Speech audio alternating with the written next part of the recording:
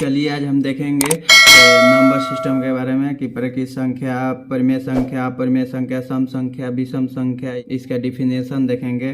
तो देखेंगे कि प्राकृत संख्या मीन्स होता है नेचुरल नंबर। क्या होता है प्राकृत संख्या मीन्स नेचुरल नंबर। तो नेचुरल नंबर किसे कहते हैं? जिस संख्याओं से वस्तुओं की गणना की जाती है उन्हें प्राकृत संख्या कहते हैं। क्या कहते हैं? जिस संख्याओं से वस्तुओं की गणना की जाती है उन्हें प्राकृत संख्या कहते हैं। काउंटिंग नंबर यानी गिनती की संख्याओं को क्या कहेंगे?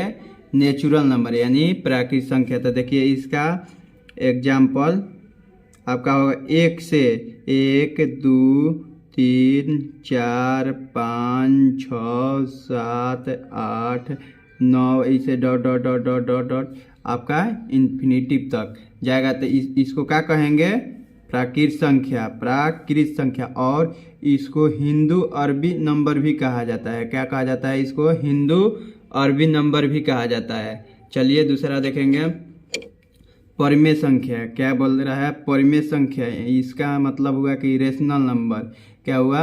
रेशनल नंबर किसे कहा जाता है? जिन संख्याओं को p/q के रूप में दर्शाया जा सके जहां p और q कोई पूर्णांक संख्या हो जबकि q इक्वल टू नॉट 0, उन्हें क्या कहेंगे? परिमेय संख्या कहते हैं। उन्हें क्या कहते हैं? परिमेय संख्या। यानी p/q के रूप में लिखा हो, जैसे आपका 5/4, उसके बाद 6/1, फिर 7/2, फिर 3, इस तरह से इसके बटे में कुछ ना कुछ होना चाहिए। उसको कहेंगे क्या कहेंगे? ETC। इसको कहेंगे हम परिमेय संख्या। क्या कहेंगे इसको? परिमेय संख्या। इसके बटे में क्या नहीं आना चाहिए? 0। इसके बटे में क्या नहीं आना चाहिए? 0। यानी 0 से बड़ा होना चाहिए, तब उसको क्या कहेंगे? परिमेय संख्या। क्या कहेंगे? परिमेय संख्या। तो चलिए दूसरा का देखते हैं अपरिमेय संख्या। क्या कह रहा है? अपरिमेय संख्या इरेशनल नंबर। क्या कह रहा है? इरेशनल नंबर किसे? जिन संख्याओं को p/q के रूप में नहीं दर्शाया जा सके जहां p और q कोई पूर्णांक संख्या हो जबकि q इक्वल टू नॉट 0, उन्हें परिमेय संख्या कहते हैं। तो देखिए इसका डिफिनेशन, ये इसका वाला याद कर लेना है। यहाँ पर कह रहा है कि जिन संख्याओं को p/q के रूप में दर्शाया जा सके और जहाँ p और q कोई पूर्णांक संख्या हो जबकि q इक्वल टू नॉट 0, उन्हें परिमेय संख्या कहते हैं। तो यहाँ पर कह देना कि जिन संख्याओं को p/q के रूप में नहीं दर्शाया जा सके, क्या नहीं दर्शाया जा सके जहाँ p और q कोई पूर्णांक संख्या हो जबकि q इक्वल टू नॉट 0, उन्हें क्या कहेंगे? परिमेय संख्या। क्या कहेंगे? परिमेय संख्या। तो देखिए परिमेय संख्या का एग्जाम्पल होता है कि इसका रूट में से बाहर ही ना निकलता है। इसका रूट जैसे √3, √2, फिर √5, रूट आपका 7, इसका बाहर ही ना निकल। जैसे में इसका बाहर ही निकल गया √14, ये इसका वर्गमूल निकल गया। तो इसका क्या है? ये परिमेय संख्या नहीं है। ये क्या हो जाएगा? परिमेय संख्या नहीं, ये अपरिमेय संख्या हो जाएगा। ये बटे के रूप में आ जाएगा। तो ये देखिए उसके बाद देखिए पाई को भी कहा जाता है अपरिमेय संख्या। क्या कहा जाता है? पाई को भी कहा जाता है अपरिमेय संख्या। चलिए आगे चलते हैं। सम संख्या। क्या दिया है? सम संख्या यानी इवेन नंबर। क्या कह रहा है? इवेन नंबर किसे कहा जाता है? तो वे प्राकृत संख्या जो 2 से विभाजित, क्या? वे प्राकृत संख्या जो 2 से विभाजित हो सम संख्या कहलाती है। क्या कहलाती है? सम संख्या कहलाती है। जैसे एग्जाम्पल आपका 2, 4, 6, 8, 10, 12, इस तरह से ये डॉट डॉट डॉट, यानी ये संख्या क्या 2 से, इसमें 2 से पूरा भाग लग जाए उसे क्या कहेंगे? सम संख्या। क्या कहेंगे? सम संख्या। तो आइए इसको आगे देखते हैं। उसके बाद आइए क्या कह रहा है? विषम संख्या। क्या कह रहा है? विषम संख्या यानी ऑड नंबर। क्या कह रहा है? ऑड नंबर किसे कहा जाता है? वे प्राकृत संख्या जो 2 से विभाजित नहीं हो जिसमें केवल उसी संख्या या किसी अन्य विषम संख्या से पूरा पूरा भाग लगे विषम संख्या कहलाता है। क्या कहलाता है? विषम संख्या। वे संख्या जो 2 से विभाजित ना हो। क्या हो? 2 से विभाजित ना हो, जिसमें केवल उसी संख्या या किसी अन्य विषम संख्या से पूरा पूरा भाग लग जाए, उसे क्या कहेंगे? विषम संख्या। तो आइए इसका विषम संख्या का एग्जाम्पल देखते हैं, किसको कहते हैं? जिसमें क्या करे? पूरा पूरा उसका भाग ना लगे। क्या हो जाए? भाग ना लगे, उसको क्या कहेंगे? विषम संख्या। तो विषम संख्या आपका 1 हो गया, 3 हो गया, 5 हो जाएगा, 6 नहीं 7 हो जाएगा, 8 नहीं 9 हो जाएगा। इसी तरह से आपका संख्या ETC, इसी तरह से संख्या आपका दिया रहता है। उसके बाद देखिए 9 नहीं होगा, ये क्या होगा? 9 नहीं होगा। इसमें क्या आ जाएगा? 9। ये आगे चलिए,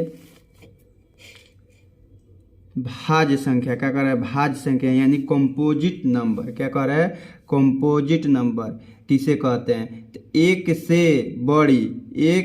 बड़ी वे सभी संख्याएं जिसमें अपने और एक के अतिरिक्त कम से कम एक और संख्या से भाग लग सके, भाज्य संख्या कहलाती है। क्या कहलाती है? भाज्य संख्या। एक बार फिर से, एक से बड़ी वे सभी संख्याएं जिसमें अपने और एक के अतिरिक्त कम से कम एक और संख्या से भाग लग सके, भाज्य संख्या कहलाती है। क्या कहलाती है? भाज्य संख्या कहलाती है। जैसे में देखिए भाज्य संख्या 4, 6, क्या हो जाएगा? 4, 6, 9, 15, क्या हो जाएगा? 15, 18। तो देखिए 1 से इसमें कटेगा, 1 से भी कट जाएगा, और दूसरा संख्या 2 से भी कट जाएगा। इसमें देखिए 1 से भी कटेगा और दूसरा संख्या क्या? 3 से भी कटेगा, 2 से भी कटेगा। तो इसको क्या कहेंगे? भाज्य संख्या। क्या कहेंगे इसको? भाज्य संख्या। क्या कहेंगे? भाज्य संख्या। क्या कहेंगे? भाज्य संख्या। चलिए आगे चल देंगे। अभाज्य संख्या क्या कर रहा है? अभाज्य संख्या प्राइम नंबर। क्या कर रहा है? Prime number. एक से, इसका उल्टा, एक से बड़ी वे सभी संख्याएं जिसमें स्वयं उसी संख्या और एक के अलावा और किसी संख्या से भाग नहीं लगे, अभाज्य संख्या कहलाती है। क्या कहलाती है?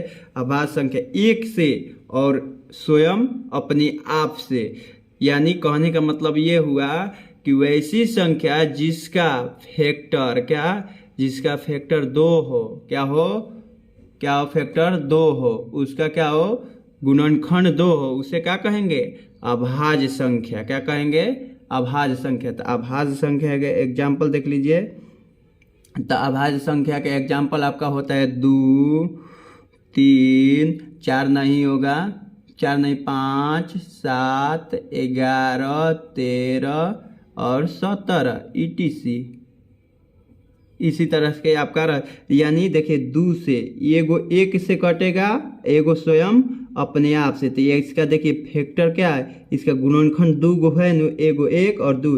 इसका भी देखिए 1 3 हो जाएगा गुणनखंड। इसका भी देखिएगा तो 1 5 हो जाएगा गुणनखंड। इसका भी देखिएगा तो 1 7 हो जाएगा गुणनखंड। इसका भी देखिएगा 11 और 1 हो जाएगा गुणनखंड, यानी 1 11। फिर इसका भी देखिएगा 1 और 13 गुणनखंड हो जाएगा।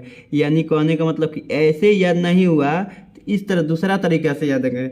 वैसी संख्या जिसका गुणनखंड क्या हो? 2 हो, उसे क्या कहेंगे? अभाज्य संख्या। क्या कहेंगे? अभाज्य संख्या। इसको कहेंगे वैसी संख्या जिनका 2 से अधिक गुणनखंड हो, उसे क्या कहेंगे? भाज्य संख्या। तो चलिए याद हो गया। आगे चलते हैं पूर्ण संख्या। क्या कहेंगे? पूर्ण संख्या यानी होल नंबर। क्या कहा जाता है? Whole number. Whole number means क्या होता है? पूर्ण संख्या। प्राकृत संख्याओं के समुच्चय में 0 को सम्मिलित करने से संख्याओं का जो समुच्चय बनता है उसे पूर्ण संख्या कहलाती है। क्या कहलाती है? पूर्ण संख्या। तो प्राकृत संख्या में प्राकृत संख्या कहाँ से होता है आपका? 1, 2 3 4 5 6 ऐसे डॉट डॉट। इसमें किसको कह रहा है? शून्य को सम्मिलित करने से संख्या का जो समुच्चय बनता है उसे पूर्ण संख्या, यानी 0 को जोड़ने से जो संख्या का समुच्चय बनता है उसे क्या कहेंगे? पूर्ण संख्या। क्या कहेंगे? पूर्ण संख्या, यानी पूरा संख्या। ये पूरा संख्या हो गया, यानी पूर्ण संख्या कहेंगे। 0 को क्या करेंगे? जोड़ देंगे प्राकृत संख्या में। 0 को सम्मिलित करने से संख्या का जो समुच्चय बनता है उसे क्या कहते हैं? पूर्ण संख्या। क्या कहेंगे? पूर्ण संख्या, यानी 0 1 2 3 4 5 6 7 8 9 10 11 इसी तरह से डॉट डॉट बहुत दूर तक इन्फिनिटिव तक आपका जाएगा। चलिए आगे देखेंगे। आपका आया है आपका पूर्णांक संख्या, यानी इंटीजर नंबर। क्या? Integer number. इंटीजर नंबर किसे कहते हैं? जब पूर्ण संख्याओं को धनात्मक और ऋणात्मक चिन्हों के साथ दर्शाया जाता है तो इन से बने समुच्चय को पूर्णांक संख्या का समुच्चय कहते हैं। यानी धनात्मक और ऋणात्मक, पूर्ण संख्या में धनात्मक और ऋणात्मक। तो पूर्ण संख्या आपका कहाँ हुआ? 0 1 2 3 4 5 डॉट डॉट इसी तरह से। और इसमें कह रहा है ऋणात्मक, तो यानी ये क्या हो जाएगा? -1 -2 -3 -4 और -5 इसी तरह से डॉट डॉट डॉट इन्फिनिटिव तक। इधर भी आएगा और इधर भी जाएगा इन्फिनिटिव तक। तो इसे क्या कहेंगे? पूर्णांक संख्या, यानी पूर्णांक संख्या। देखिए इसमें कहा है जब पूर्ण संख्याओं को धनात्मक और धनात्मक ये हो गया आपका, ये प्लस वाला को बोलते हैं धनात्मक। क्या कहते हैं? प्लस वाला को धनात्मक। इसको कहेंगे ऋणात्मक। क्या कहेंगे? ऋणात्मक। क्या कहेंगे? ऋणात्मक। शून्य धनात्मक और ऋणात्मक दोनों संख्या है।